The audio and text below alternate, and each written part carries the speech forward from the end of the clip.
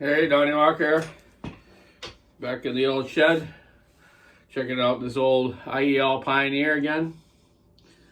From the late 50s. So I got that side cover off. Where the bearing and the seal is sort of like a Mac or home lights. I think were like that too. I broke part of the casing out underneath in the bottom here. But I think I can glue that back in. But my next dilemma is getting this crank out. I'm going to have to take the rod bolts off from the inside and try to gather up all the little needles. Then I can push the crank this way out.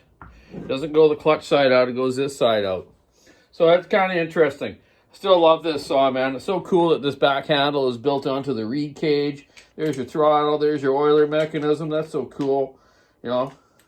Just neat. So hopefully I'll get her going. See how it goes. I haven't given up yet. I haven't been on for a couple of days because I hurt myself. I was working on a piston, a 390, pushing the C's ring out of it with like a tuning screwdriver, a real thin one with a sharp point on it. And I was pushing away on it, and the friggin' thing slipped, and it went right through my hand, the screwdriver, right through, about an inch through the webbing between my big thumb and my finger. Oh my God, it started bleeding pretty good and hurt a little bit. My coworker Sam says, "Oh, yeah, happy Halloween, trick or treat," because it was Halloween day, night, eh? I said, "Hey, I ain't kidding, man. That thing just went through my hand." And I pulled it out real quick just before that. But I got some cleaner on it right away, and it started to puff up real big. So I instantly drove myself to the clinic, got a tetanus shot and some antibiotics, and it was kind of swelled up again today. It was all purple and yellow. But it's coming down. I think I'll be okay for work tomorrow. I can move my fingers fine and everything. I didn't hit no nerves. Real close to them, though. So anyways, that was kind of bad luck. It's like never using a knife towards yourself, eh? Not a good thing. So yeah, even in a screwdriver, you're working on carburetors, don't work on them like this with your hand underneath them. You slip off the carburetor and go into your hand. So be careful out there. Do what I say, or don't do what I do. Do what I say. Is that how you say it? Yeah. I've got Bucket's shirt on here. I was actually out at his place to gather up my Echo 7310 that unfortunately has got a hole in the gas tank. It happened before I gave it to him, so he never got to use it. So I'm going to put a new fuel tank on it, and he's going to give her a rip next week with a new tank on it and one of our 32-inch bars with one of our new the new 3/8 chain, and I made him one up for the 32-inch 050. He ground it up on his grinder to see how it cuts. It's not a professional chain. We're just doing it for something to do, eh? I also gave him a semi-skip pre-ground Oregon chain, 73 CK, and he's going to grind that up too, because some of that he was showing me the other day. Some of the teeth don't match up. That's why it's good to do a first grind on even pre-ground chain, eh? Some guys don't, but I think it helps. You don't have to take much off. Just a little zing, and it's right there with your corner to corner set up there. We also talked about raker gauges, but we'll go over that another time. We're still kind of going into that. So I got talking to Buckin about this 80cc stuff. Oh, by the way, darn it, I left the axe inside. Buckin gave me one of his Buckin special double-bladed axes. Thank you very much, buddy. Love you, man. Proud to have one. I gave him a couple of heads a while ago. One was junk, so he felt sorry for me, so he made me a nice axe. Thanks, buddy. It's a real special one. So we got talking about the 80cc saws. I did that one with Howard's, their little Canadian 80cc, right? And this one's 84 or whatever it is.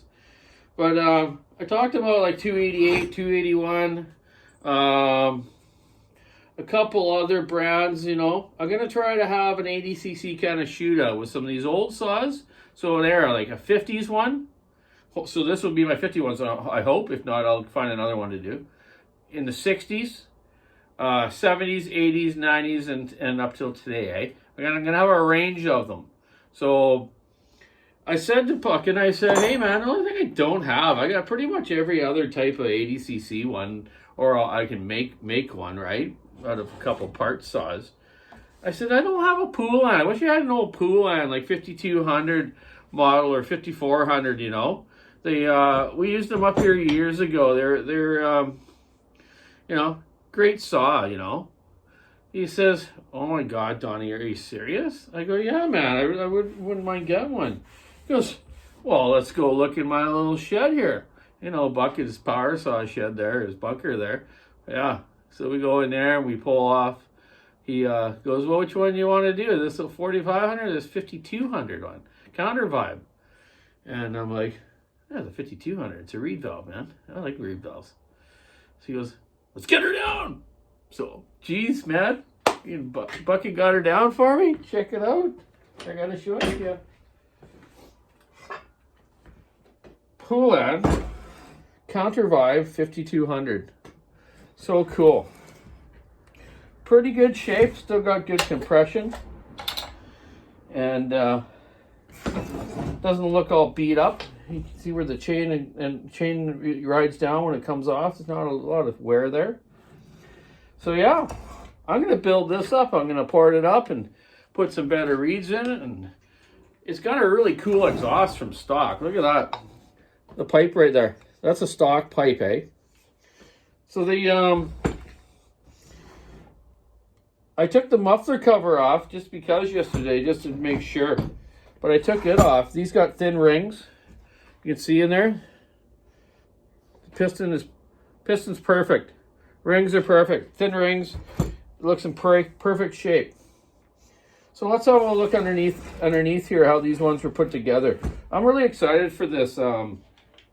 This will be one I'll just work on a little bit here and there while I'm doing my other builds here that I'm doing right now. So we had a lot of these in the bush years ago. Fedge and Gunderson, after being a McCullough dealer for so many years that my dad worked for, and myself and a bunch of other friends of mine.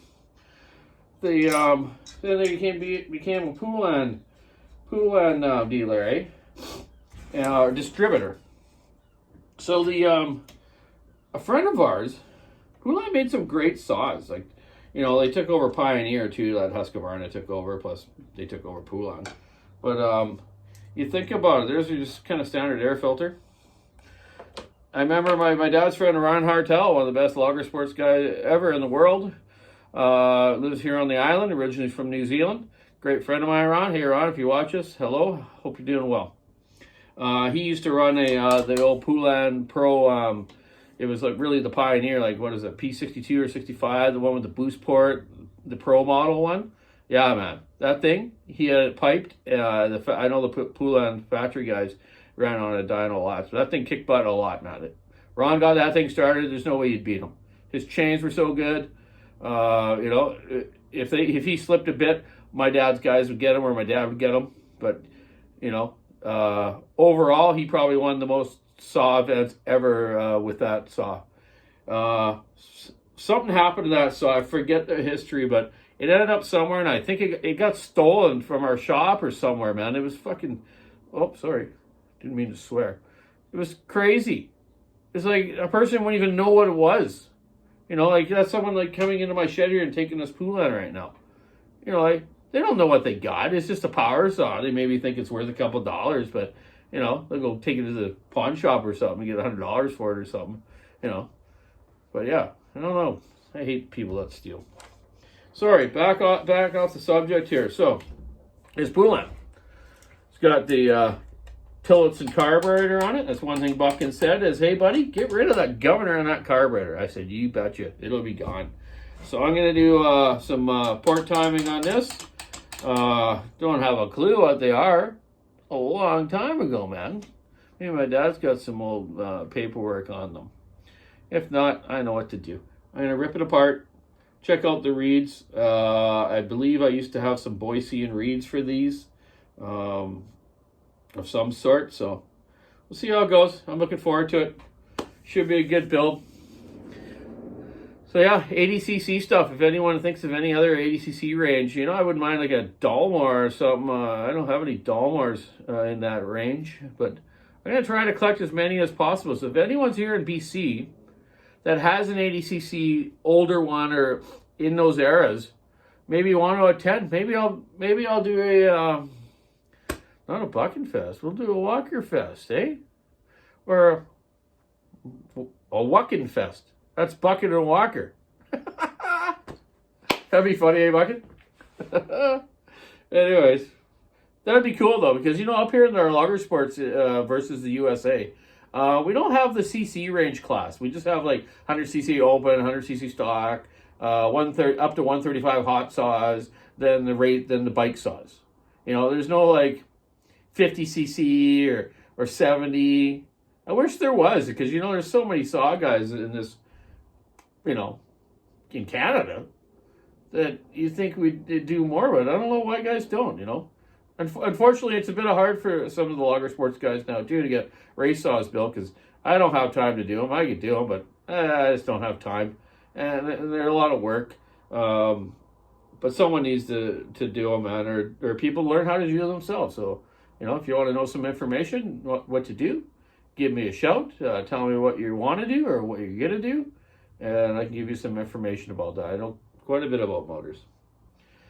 So, yeah, anyways, the hand's good to go for tomorrow. It's all purple and yellow, but yeah, lucky. Okay, you got to take care of these tools. These are my tools, man. It's like Beethoven's fingers, right? Beethoven lost his fingers. He wouldn't be the best pianist in the world anymore. Maybe he isn't. I don't know. Or Elton John. I just seen Elton John last weekend. Oh man, what a fabulous show! It was his last tour ever or concert in Canada, so it was quite pleasing to see him. Yeah, what a good old rocker. Anyways, keep your saw on it, stick in the ice, rubbing around. Oh, yeah, I didn't tell you. The landlord gave me crap. Didn't want a cord out here from the house for this light I got in here. So I called his bluff. I took the cord out of here. I just went today and bought a Makita battery light, this LED light. That's what is giving you the light right now, right behind this camera. This one uses one battery. My brother's got one that uses two. This thing apparently is good up to 20 hours on a battery, full battery charge. Pretty cool. It also has a cord. So it's AC/DC or whatever you want to call that. Oh no, it's a band. Anyways, keep sawing wood. Have a great day. Check out the walkersawshop.com online store. Have a good weekend. It's going to get a little wet here, but I'm ready for it. I got a rain jacket. Over.